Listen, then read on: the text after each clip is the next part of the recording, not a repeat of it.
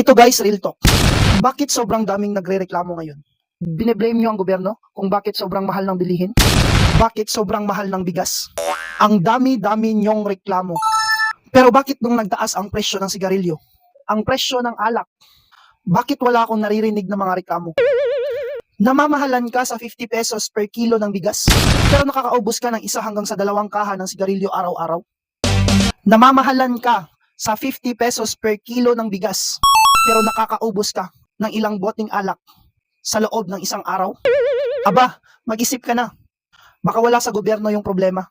Baka tayo na mismo ang may problema. Ito guys, makinig ka. Remember, makinig ka.